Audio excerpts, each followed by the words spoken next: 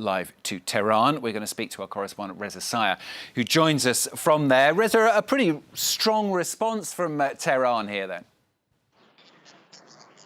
Strong condemnation, Stuart, and that's no surprise. But we've also seen reaction that's been humorous and sarcastic. Yesterday, the foreign ministry says the U.S. doesn't have any more sanctions to impose on Iran. An Iranian used his Twitter account to tweet that the only Iranians Mr. Trump has not sanctioned is myself and my family, and he offered the U.S. president his contact information, just in case he wanted to reach him. But generally speaking, Iranians have the impression that these sanctions are not going to impact the economy that much, that they're more symbolic in nature. And that's because the major sanctions, those targeting the energy sector, Iran's oil sales, the metal industry, they've already been imposed by Washington.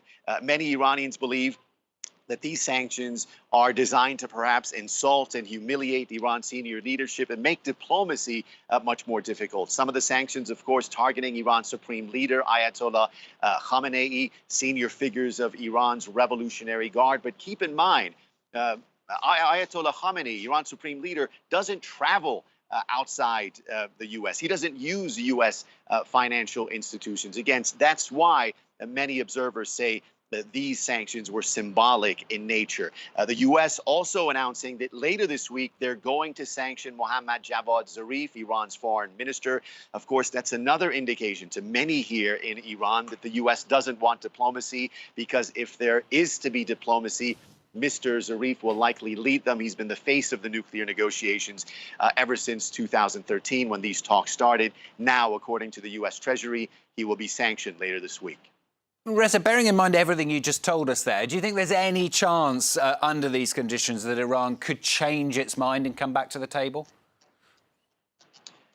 No indications at this point, Stuart. And what's interesting and somewhat amusing to Iranians is Mr. Trump continues to say he wants talks with Tehran. He wants to negotiate, which, by the way, contradicts his own Secretary of State, Mike Pompeo, who laid out earlier 12 conditions that Iran must meet for negotiations to take place. But Iran has made it clear that if there is to be negotiations, the U.S. has to come back and honor the nuclear deal and withdraw sanctions. Not only that, Iran has announced that on July 8th, that's in about 2 weeks, they're going to ramp up uranium enrichment and use clauses within the nuclear deal to scale back some of their commitments. And that's when a lot of people are going to be really concerned, because they will expect the U.S. to hit back, because it has been a tit-for-tat conflict, and that seems to be escalating.